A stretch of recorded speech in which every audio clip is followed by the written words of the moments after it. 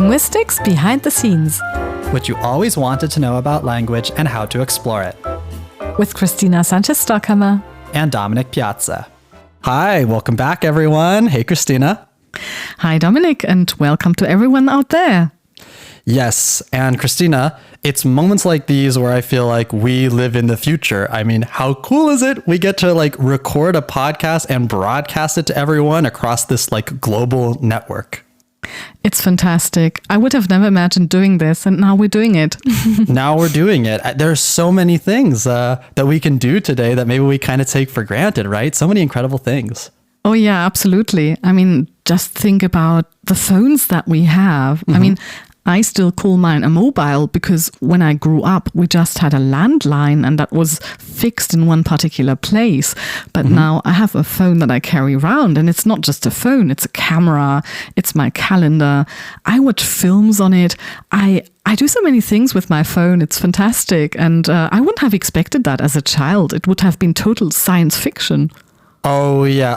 A veritable Swiss Army knife, as it were.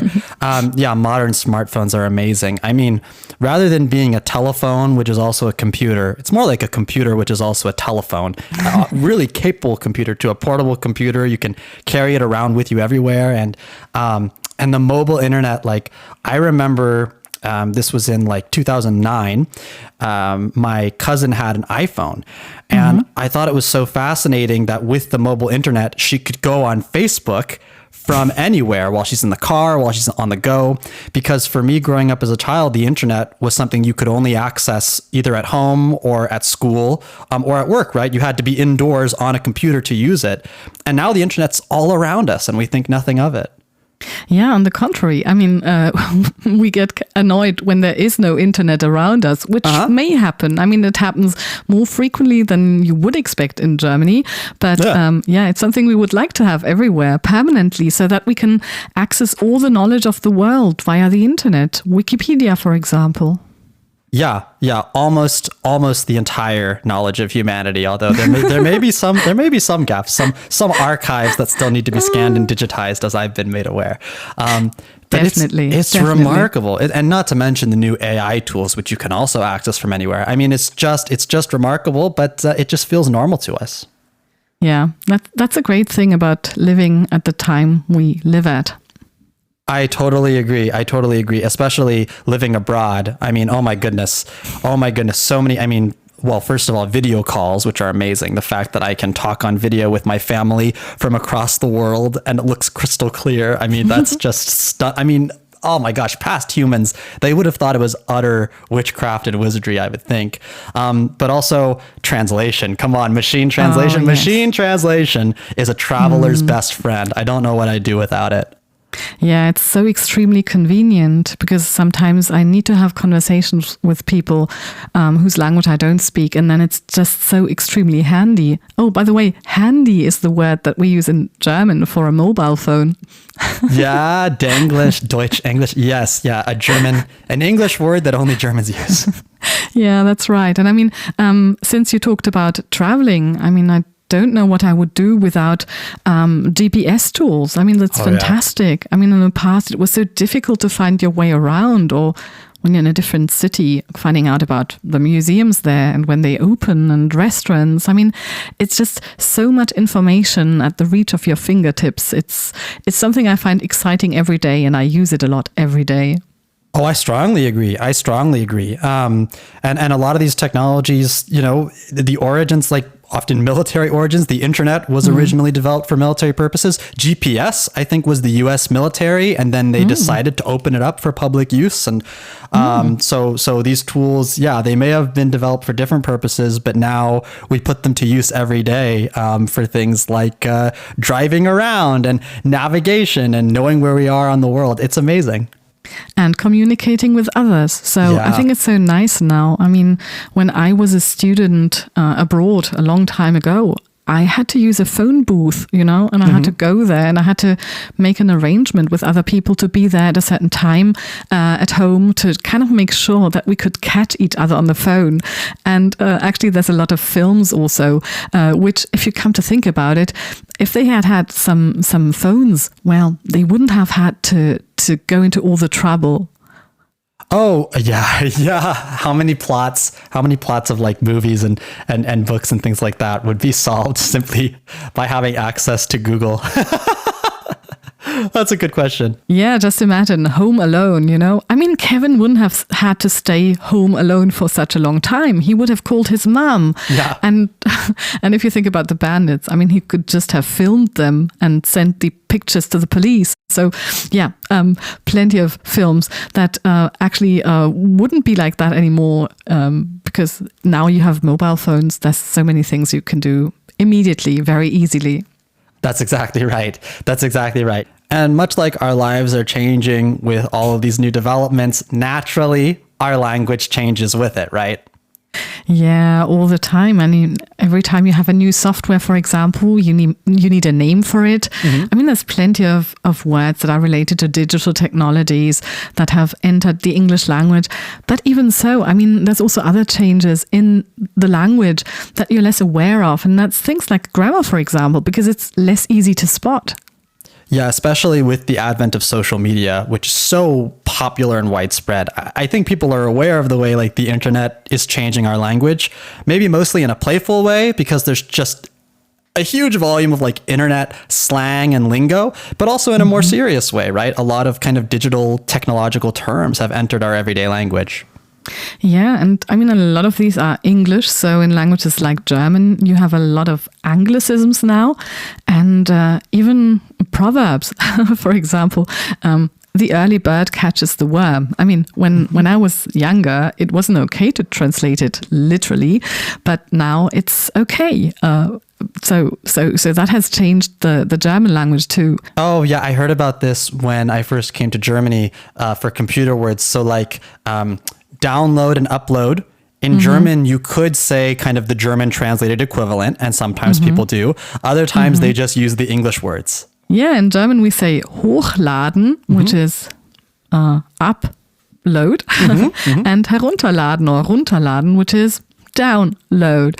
So we directly translate this into German. Yes, exactly. And as you and I recently learned, there are actually maybe some German terms that have made their way into English, but they just don't seem German because they've been translated. Yeah, it's so cool. I mean, the word earworm, for example. I mean, it's been around for a very, very long time in German, and I never really dared use it in English because in German it means a song that you can't get out of your head. And it's a very nice and metaphorical word. But I recently learned that this is also now part of the English language, which I find so cool. Yes, it is. Yes, it is. I wouldn't say everyone knows it, but I've been familiar with it for quite a long time now. Yeah, and I mean, people, they will hear a lot of English, but they will hear different varieties. And I mean, I hear a lot of American English from you, but I also watch quite a lot of films on the internet, but so many now that sometimes I start referring to films as movies. So using American words instead of British words. And I see how that is kind of sneaking into my language, but actually that's a very common phenomenon. So that's one of the things that we can observe. If we look at how the English language is changing, we can see that there's a kind of Americanization.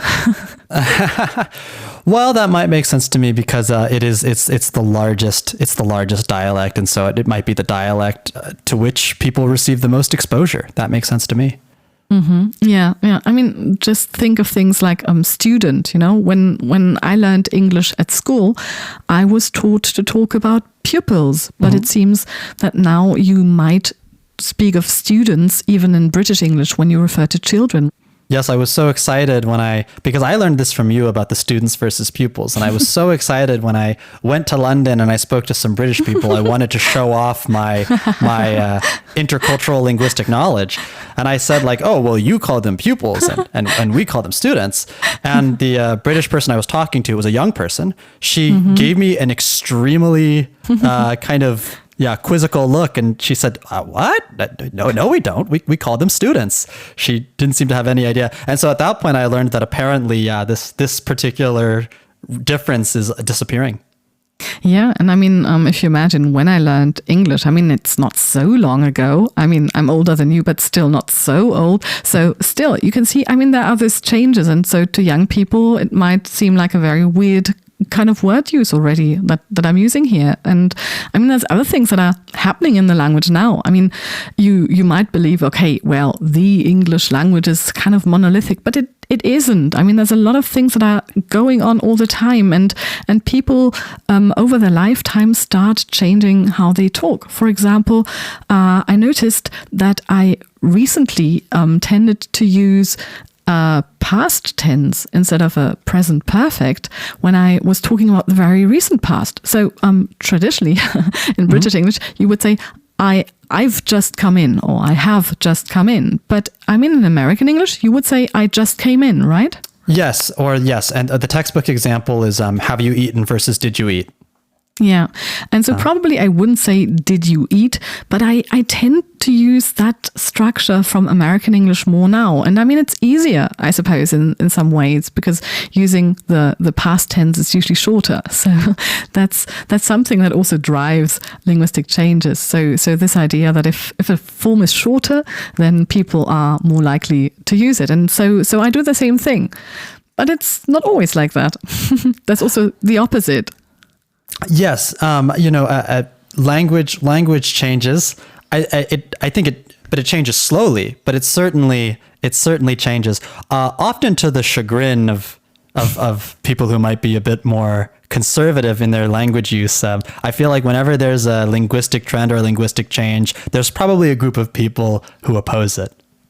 Yeah, most likely. But then, I mean, these things just naturally happen. And I mean, since I'm a linguist, I also think about how I use language. And every now and then I surprise myself because I feel, I want to use language in a different way now. Yeah. And I wonder if that is because I'm kind of making a mistake here as a German learner, or because there are some kind of trends that I have been subconsciously observing in the language around me. And I mean, quite a lot of the input that I receive is from you, so that might explain why I recently used the form gotten instead of got.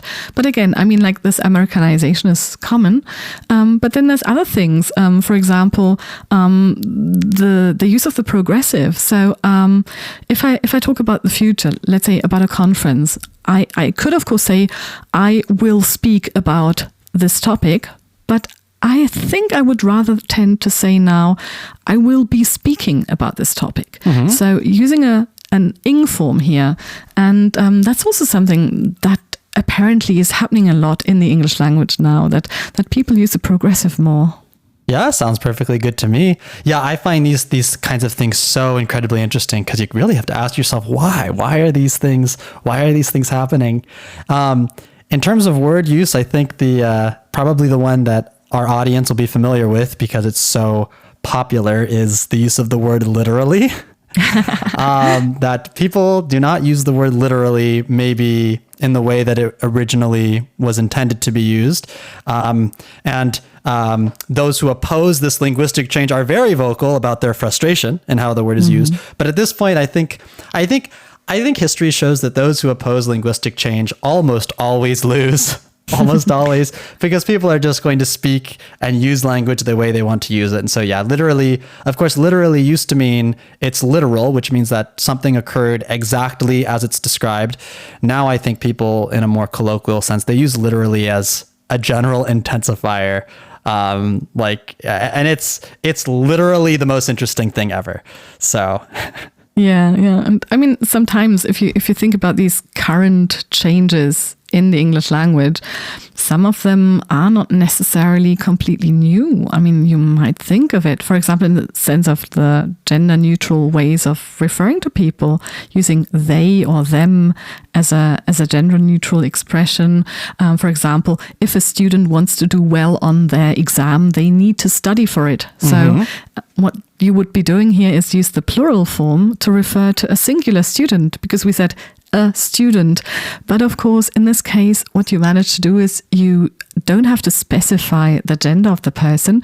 And of course, this is a thing now that modern societies are thinking about, but it's been done for a while already, just because, well, in some cases, you don't want to specify, you just want to use it in a neutral way. And then the plural is, of course, ideal because it naturally hides it.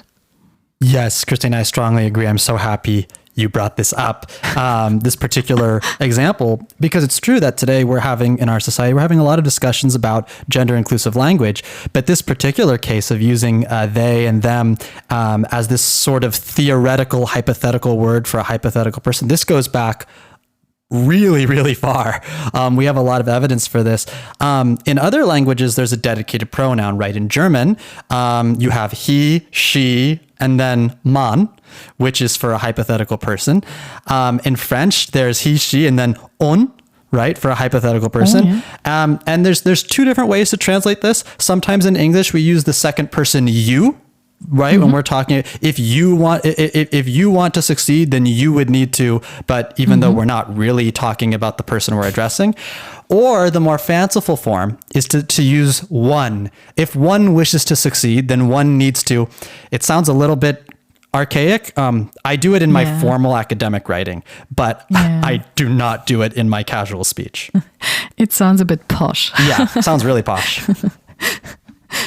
Not that posh is a word Americans say, by the way, but I'll accommodate you, and maybe we're watching linguistic change happen in real time. So. Yeah, exactly. And I mean, that's a great thing about linguistic change. I mean, that it takes place right before our eyes and also right inside our mouths while we're talking. And that's quite special, because it also means that while the language is changing, it still needs to remain functional, because people still need to be able to understand each other in spite of the fact that certain things might be different from how they have been used, particularly in grammar. And so you could compare that a bit to driving in a car, and you're repairing the car or you're modifying the car as you're driving. I like that. I like that analogy. I think that's a beautiful image that I read in a linguistics book. Modifying the car while that is language. You are modifying the car while you're driving it. Oh goodness. Yeah, Christina, I've found that a couple of things, like when it comes to like human nature, humans hate uncertainty, and it makes sense, right? Because uncertainty is it's a threat to our survival, right? We want to be certain about what will happen so that we can feel secure. And I've found that often kind of the public looks to experts to predict the future. Please tell us what's going to happen. Please tell us what's going to happen. But I think that history shows that humans are actually really bad at predicting the future. Yeah, that's right. Predicting the future is usually very difficult. And I suppose, I mean, if you had a crystal ball and magical powers, you could probably do it. But I mean, as a linguist, I don't. But still, I mean, it's a topic that I find interesting. Can we predict linguistic change? Is it possible for us to kind of have an idea of where English might be going in the future? And yeah, so it's something I've actually looked into in the past. But of course, I mean, one of the very important things that you need to think about in that context is why languages change in the very first place. Yeah, wow. Well, first of all, I really respect you. You're very brave for even daring to venture into trying to predict or examine future change in language, because, whenever we make predictions about the future, we are opening ourselves up to future criticism, when people might look back on our predictions and tell us where we were wrong and where we were right. And inevitably, I think probably most of our predictions will be wrong. Yeah, that's the thing. But still, I think it's very interesting to think about it, because, I mean, we are making predictions all the time. Yeah. You are also making predictions, Dominic, just like me. I mean, imagine if I threw a ball at you, probably you would be able to catch it. And that is because you can predict the trajectory of the ball flying through the air. So you will kind of assume what is going to happen in the not too distant future. Just like when you have a conversation with people, usually you also try to guess what comes next. I mean, you do it subconsciously. And this is how humor works, because your expectations, don't turn out to be correct. So that's what jokes use, Yeah, you're totally right. That's one of the theories of how humor might work, is subverting expectations, that your brain is constantly trying to predict what will happen, including in conversation. And when those expectations are subverted, it triggers a laughing response. I once looked into like why it's so satisfying to plan about what we will do, but then often following through on our plans is much more difficult. And maybe I've read that one reason is because our brains are future planning machines, and it means that planning is really, really satisfying because it's what we're made to do. But I think anyone will tell you that often when you make a plan, it often doesn't actually unfold in reality. Yeah, I mean, these things happen. But even so, I mean, as researchers, it's something we do all the time because we will formulate predictions. We just call them hypotheses, you know, and then we say, okay, this is what we're going to expect. And then we test whether that is the case or not. And if the explanations that we have accordingly should be correct or not, you know. I mean, that's a short version of it, but even so, I mean, what we do when we carry out scientific research is exactly the same thing. We make predictions. So in the end, I mean, like, if you think about making predictions, it's less mystic than you might believe. Oh yeah. And it's interesting in science because, you know, I learned in one of my classes once. All data is from the past. Even if you have something that's giving you real-time data, it's still old by a fraction of a second. All data is from the past. And so we can only make future predictions based on historical data. That's the thing. And the question, of course, is where does the future of the English language start, you know? But what we assume is that the principles that were valid a few moments ago will still hold in a few seconds. And so that's what we also make use of in linguistics. So not only me, but also other researchers, we try to describe the language and we try to find out to what extent people tend to use, for example, one particular linguistic feature in some contexts rather than others. For example, there's a study by Stefan Gries, which looked at the ordering of verbs and particles and objects. So would you rather say John picked up the book or John picked the book up? You know, or when I looked at my compounds, whether to spell them with a space or with a hyphen or as a single word, in the end, what we find is that there's a certain percentage with which people will tend to use particular forms in one situation rather than in another one because of the form or some other reason. And so what we then do is that we use that information to test our model. Then we just use new data and then we apply our model and then we try to work out to what extent our rules work and can correctly predict the way it's done in that other situation. And then we might arrive at values like, yeah, well, the model was right 83% of the time or 75% of the time, you know? And this helps us to see, well, there are these tendencies in the language, but so ultimately it's also about testing predictions. Yeah. Oh, yeah. Well, yeah, you're right. You're right. Kind of science in general is about testing predictions. That's true. Yeah, that is so cool. And when you're looking at these different language trends, one that I want to mention is sort of what's called like the YouTube speak, the YouTube dialect, which actually, I want to give a lot of credit to Dr. Jeff Lindsay on YouTube. He's a linguist who he loves documenting in detail current language trends in English. And he's from the UK, but he also studies like American English and Australian and Canadian. And he loves looking at how like he thinks British English has gotten more American. Exactly. And things like that. And so he identified this sort of like YouTube, well, maybe he didn't identify it himself, but he talks about this sort of like YouTube speak where, well, the way you judge a foreign language is very much based on your frame of reference. And so one reason why German, for example, English speakers might say German sounds quote unquote choppy is because German has these very characteristic sort of glottal pauses between each individual words, whereas English usually doesn't, except it's getting worse. English is developing this sort of what's called hard attack, where you'll notice that people, if they want to speak in sort of this punchy manner, they will speak with these sort of glottal pauses, and it's all over YouTube. They speak the way I'm doing right now.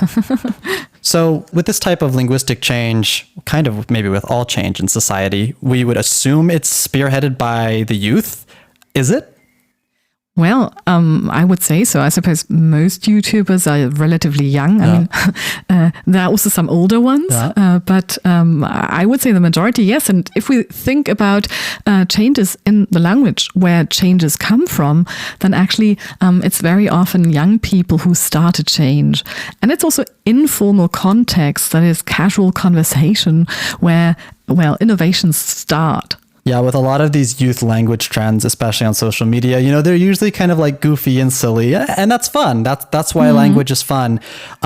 There's a particular construction that's used a lot in memes, which is be like, and I was stunned and charmed to learn that Germans, for example, have sought to mimic this construction.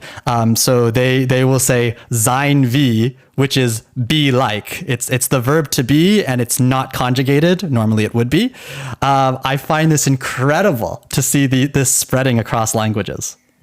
Yeah. But that's the thing. I mean, that's what's happening all the time. And but still, I mean, in both languages, what we see is that these colloquial expressions, these informal expressions, get into the language. So very often, the changes go from spoken language to written language. And for example, if you think about contractions, can't instead of can not, this is also something that you wouldn't traditionally use in academic texts, but I have read academic texts which are using that now. And so we can see a lot of changes in progress here, or rather, as we should probably call it, a lot of variation, because variation and change are very closely related. So very often at the present, we have the opportunity to choose between different alternatives, for example, can't and cannot, and then we can see what tendencies there are. And it might have started out just as cannot, then you have can't as an additional form,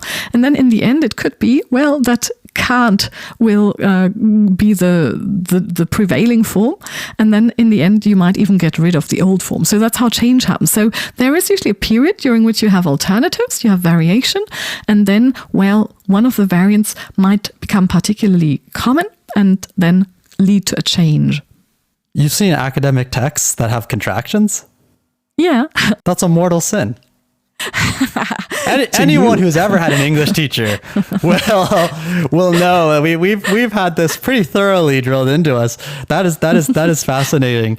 There's another trend in academic text that I'm actually probably happy about, which is that for the longest time, we're taught that when you're doing formal writing or academic writing, you don't use first-person pronouns or first-person language. You don't say I and things like that. It's just not scholarly.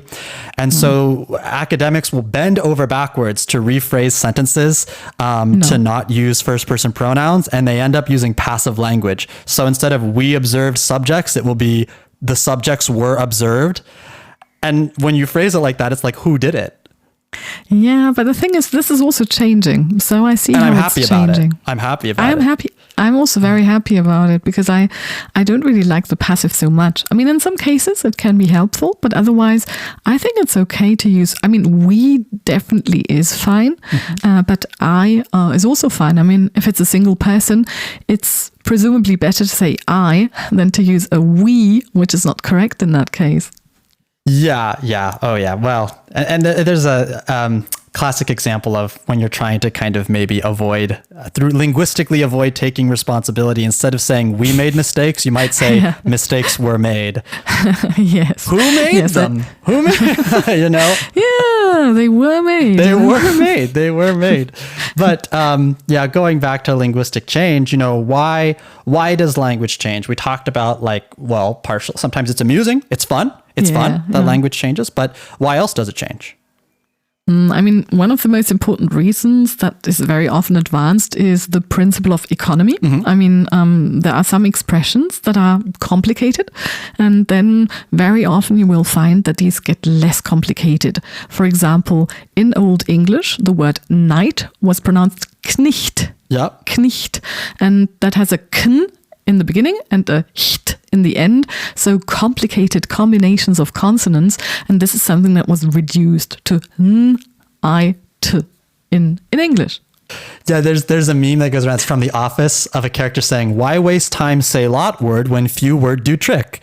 And and I feel like people mock. Well, they kind of look down on the principle of economy that, oh, everyone's gravitating towards expressing things in the shortest way possible. That, I don't know, maybe it's less elegant, but it makes perfect sense. Very, very often it does. And I mean, other things that, for example, drive linguistic change is analogy. So that you notice that elsewhere in the language, you can recognize something systematic happening.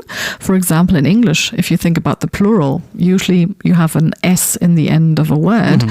But in Old English, the plural of shoe used to be schuhen because it belonged into one specific kind of noun group, you know.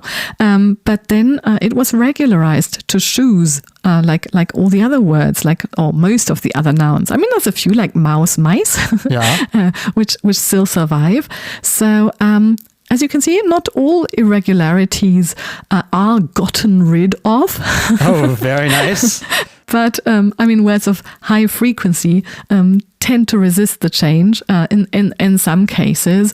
And so analogy is very important, particularly for less frequent things. And so in German, for example, the past tense of to bake, I mean, the present tense is backen, and then the past tense would have been Bug, but now many people are just saying backte, you know, by analogy to other forms in the language where you also form the past tense like that. And we also have that in English, like dreamed instead of dreamt, you know. I think that's becoming more and more common now. Most of the time people simplify things, and this is a tendency we can observe. And I mean, a reason for that is presumably because it's easier for us to process language that way when we talk. I mean, think about compounding. I mean, most compound nouns, for example, they will be combinations of two nouns like football. And you very rarely find very, very long combinations. For example, very rarely they're longer ones, like holiday car sightseeing trip. That's so long, exactly. I mean, it's very unlikely that in the future we'll have a lot more of these. So when you think about what is likely to happen in the future or not, sometimes you can also predict that certain things are not going to happen. We can say, well, we're not likely to have extremely long sentences in the future because we as humans have certain limitations on our memories. I definitely agree. Or like if a certain sound is difficult to produce, like speaking while breathing in, people probably won't do it. Or like, I think we have lots of examples. English spelling, we all know it's strange, but I think oftentimes maybe a word might be pronounced differently than it's spelled because perhaps the way it was once pronounced was just rather cumbersome to say. And so over time, people said it in a less cumbersome manner. And now the spelling no longer corresponds. Yeah, exactly. That's the things. And so it's very unlikely to go back. So if you simplify it, I wouldn't expect it to go back. So if we look at the languages of the world, there are some sounds which are not very common because they are hard to produce. I mean, the TH sound in English, th and the. I mean, this is not extremely common in the languages that exist. And so this is very unlikely to increase in frequency or kind of go into other languages, you know. So we can make certain predictions what is not going to happen, and that's a serious thing. Oh yeah. I think at this point I want to give a shout out to Tom Scott, who is greatly renowned, an incredible man on YouTube. Huge fan here. Oh yeah. I'm a huge fan. You know, he's amazing because I believe he is a computer scientist by training. But if you look at his YouTube channel, it's incredibly eclectic. And he has a great deal of work on language in general, linguistics, the English language. And he has a great video about the sounds that could exist but don't. Good. Sounds that humans are capable of producing, but that we don't find in any language throughout the world, which is crazy because there's like thousands of languages out there. Yeah, absolutely. Yeah, I love these sorts of fun discussions around language and linguistic change. But so you actually looked at it, you know, scientifically in kind of a more kind of serious and rigorous way. How'd you do that? Well, the fun thing is that it actually started out as a kind of joke because there's a very, very nice linguistics journal, which is called Speculative Grammarian. And they had an article in which they said or pretended to want to sell a Bible in the English of the future, in the dominant dialect of world English of the 22nd century, with gold pages and things like that. So it won't change very quickly. And so it's a prediction of the future, so it's a good investment. And I found that very funny. And so I started to think about the question. And I mean, we know things about the present. Yeah. We know how languages change. So we know that, for example, they don't tend to change like at the same pace, but usually when we have a change, it starts slowly, then it gathers momentum, and then it kind of gets slower again. Yeah. And possibly not everything will change. And so I thought, okay, well, we know about these changes, we know about the past, we know about the present. So couldn't we kind of extrapolate from that and make some predictions about the future, like seriously? And then I started thinking about a workshop. And so I organized a workshop at a conference. Okay, very interesting idea, a workshop. So what did this workshop look like? What kind of people did you get to attend this? I was so happy, I have to say, because I mean, at the time I was a young postdoctoral researcher, and I thought this was an interesting topic, but I felt that this really needed experts, and so I just wrote to the most important linguists that I knew in the field who had something to say on the topic, and they came. It was just amazing, and that really showed me that this is a topic that, while it might seem very weird at first, actually there's a lot behind it.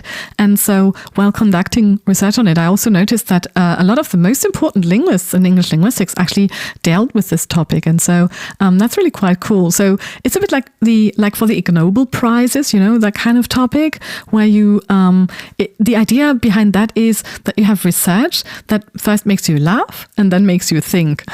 I've always been a fan of that. Cool. I don't think it's a weird research topic. I think it's really cool. But like we discussed, predicting the future is really, really hard, especially if you want to be right. So what are the challenges here? Oh, there's plenty of challenges. I mean, the problem is that, of course, I mean, there are these principles like the principle of economy, but then, of course, there might be certain things that are completely unpredictable. I mean, if you think about the history of the English language, I mean, Old English is so different from Middle English. Why? Because the French invaded the country, and so a lot of French words entered the language. And of course, I mean, people wouldn't have been able to predict that, So, I mean, sometimes things happen in the real world that have a very strong impact, and it's very hard to predict them. Oh, yeah. Well, 100 years ago, who could have predicted something like the internet? I mean, 100 years ago, I love retrofuturism, by the way. I love retrofuturism, which for those listening, it's past visions of the future, what people in the past thought the future would look like. Think of something like the Jetsons, if you're familiar with that TV show from the 1960s. I love that. And there are certain things that people in the past predicted right. There are certain things they couldn't predict. And I would wonder if with our super hyper connected world, if that has an impact on linguistic change. I would think it does. Yeah, I'm sure it does in different ways. We mentioned how with like modern communications technologies like the internet, certain regionalisms spread around. We talked about how Americanisms are spreading around. But of course, I think there might be a general assumption that because America is like a young and new country, that therefore the language is young and new. But actually, sometimes it's not. Sometimes it's old. Sometimes American English is conservative. They use words that are older than the words used in Britain. Maybe the example would be fall versus autumn. So it's actually like this isolation. You actually see that old words will stick around.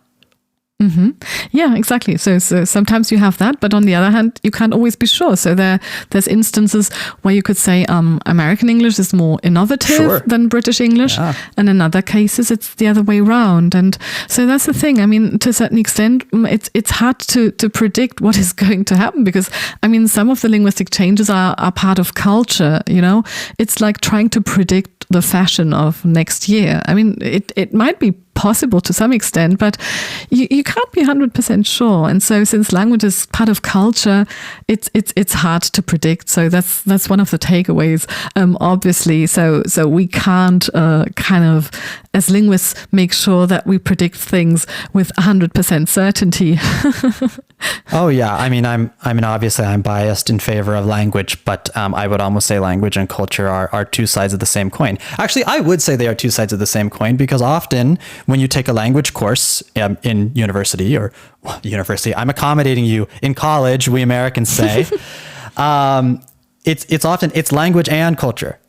I don't think it's always French language and culture, German language and culture, Spanish language and culture, because you just can't learn about the language in isolation. It's almost one concept. Yeah, and I mean, it's not just the culture, but also things like technology, you know, because I mean, if you think about, digital communication, I mean, like in the past, handwriting was so important, you know, but then of course now people use very little handwriting. So for that reason, I mean, that's something you couldn't have predicted in the past, that, for example, handwritten language would become less important. And I mean, we don't even know what the future is going to hold in terms of communicative means, you know. So for that reason, it's very difficult to predict things. And language is such a complex system, you know. It's got so many different levels. We've got the pronunciation, the vocabulary, the grammar, and so in the end, of course, it's very hard to make predictions. And that's why, I mean, as a linguist, even when I'm dealing with the topic of predicting linguistic change, I mean, there's some very general ideas that I have what might happen, but of course I would find it very hard to say, okay, this is what English is going to look like in 50 years time, and here's a text that is going to simulate that. Well, I'm certainly ready to make a prediction right now. Cursive. They made me learn cursive in school, and maybe some schools still do. But of course, I didn't like it. I don't use it, and I don't like reading it. I think a lot of people don't like reading cursive because it can be very difficult. It's beautiful. Cursive is beautiful. It's gorgeous, but man, I think it can be hard to read, and each individual person's cursive or style of handwriting looks different. And I think eventually we're really going to see cursive disappear almost completely. That's my prediction. Yeah, I would also expect that, to be honest. And we also see trends in German when I got to Germany. Without getting too complicated, you know, German has these 4 grammatical cases, but one of them is really not used as often as it used to be. And some Germans, it's the genitive case, how Germans form possessives. And some Germans will tell you they do think that it may disappear completely with time. Yeah, I mean, you don't know. It could be, but I mean, there's ways around the genitive by using a dative. So for that reason, yeah, it's possible, but we don't know. But there's other things, for example, for the English language, where I can be very certain, and one of them is that the English language will continue to change. Oh, yeah. I mean, it might seem obvious, but I mean, that is because, languages change. And so this is something that we can predict, in the sense that we assume it's something that was valid in the past. It's something that applies now. And very likely this will be the case in the future, because language will continue to adapt to the needs of the users. And for that reason, this is something that I can be very certain about. But then, of course, there's some other things. For example, words like fewer and less. I mean, 10 items or less, 10 items or fewer. Yeah. Well, technically it should be fewer, but I think more and more people are using less now in contexts where fewer is used. So while I couldn't claim that with 100% certainty, I would assume that this is a kind of trend as well, just like the ones that we described before, you know, and we might see that this will grow stronger in the future. Yeah, and actually with the less and fewer, which for the listeners, usually you use less for something that's uncountable and you use fewer for something that's countable. But my understanding is that this rule, quote unquote, was invented by pedants. It was never really a rule in English. And that's often the case with some of the rules in English. They were invented by people who, I don't know, trying to make English like Latin, a long history of smart people trying to make English Latin when it's not Latin. But also just, inventing rules which have never really existed in English. Yeah, but I mean, rules are also something that might influence language in the future. So if you have an institution that has the power to decide how language needs to be used, for example, how the spelling has to be fixed in a particular way for some variety, like British English or American English, then of course this can have an impact. But most of the time, I mean, these changes will just happen, because users will just change the way they talk, the way they write. And this is harder to predict, but still, as linguists, we do have some ways. For example, if you think about the weather forecast, the weather forecast is getting better and better. So when I was a child, actually, people were making fun of the weather forecast. And in Back to the Future, well, it's quite spectacular because they know exactly when it's going to stop raining. But actually, my mobile can also do that. So I have an app on my mobile that tells me very well when it's going to rain and when it isn't going to rain. And I can watch a radar film of clouds, and that tells me quite precisely whether I should take an umbrella or not. And so while it might sound mystical, like something impossible to achieve, well, it's happening now. And as linguists, we also have certain ways of predicting the future. Oh yeah, I saw a map once of the world of like how far out is the forecast reliable? 3 days out, 5 days out, 7 days out, depending on where you live or the region, it changes. Yeah. And of course, the thing about the forecast is, it's more accurate kind of the closer it is, right? So if it's tomorrow, it's really accurate. 2 days out, very accurate. 3 days out, and then so on and so forth. And as you go farther out, it becomes less accurate. Exactly. When I was in Germany, I was talking to a German, and they said, "Oh well, I'm not sure if it's going to rain today. It kind of looks a bit cloudy, stormy outside." And I looked at my weather app, and I said, "Oh no, there's no chance of rain today." And they said, "Oh right, because your app is more accurate than looking at the sky."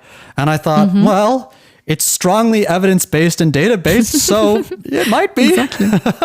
It might be. And so in the end, did it rain or not? No. Did not rain. Yeah. Yay. Of course, rain is good. I mean, you have to be quite happy when it rains these days, because otherwise sometimes there's too much of a drought.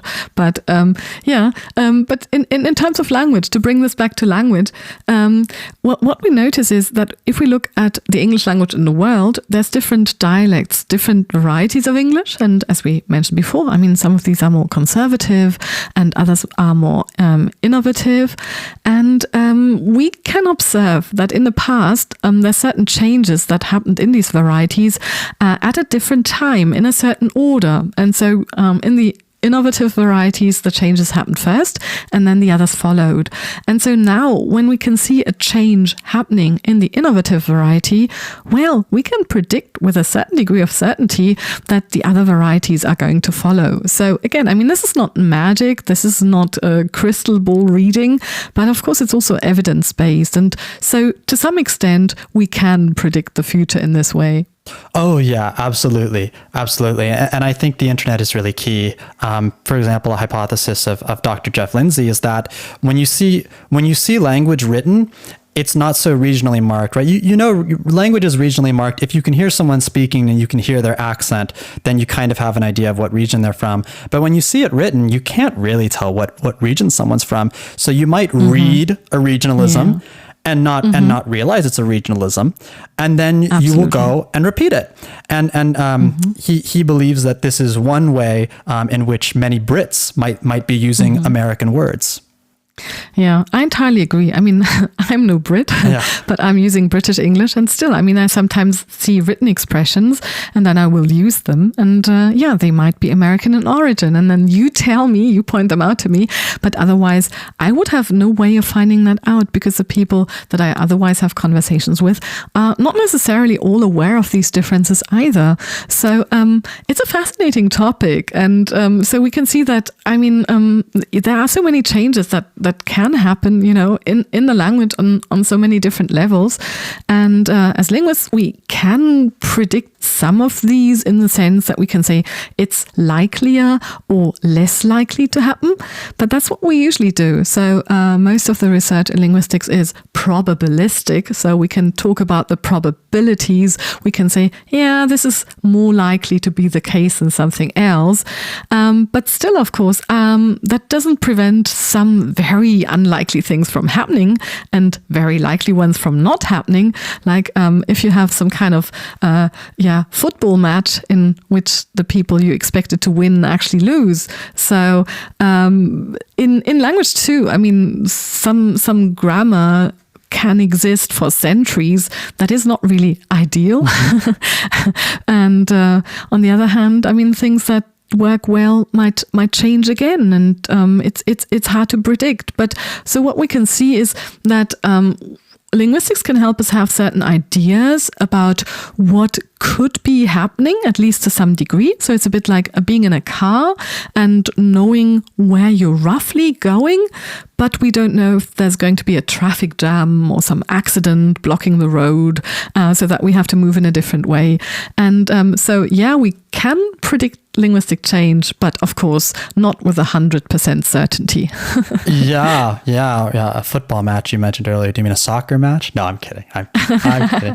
The Europeans make so many jokes about the Americans calling it soccer, but we're not the only ones. The Irish call it soccer because in Ireland, football is a different sport. It's Irish football, which is quite intriguing, by the way. I don't know much about it, but we're not the only ones. We're not the only ones. So, so I haven't taken that over yet. So it's not part of the Americanisms I have taken over. But, who knows in the future? Anyone interested out there in reading more about this, I mean, the publication is available, open access. You can simply take a look at it. And in that publication, I mean, we also have articles about changes that reverted. Yeah, well, just like how sometimes like a fad will come and go, it wouldn't surprise me if the same thing applies to language, that sometimes linguistic trends come and go, while other things kind of stick around permanently. But Christina, on the subject of coming and going, I think it's time for us to go. Yeah, I think it's time for us to run. So everyone out there, watch this space. Stay curious. Have fun with language. And join us next time on Linguistics Behind the Scenes.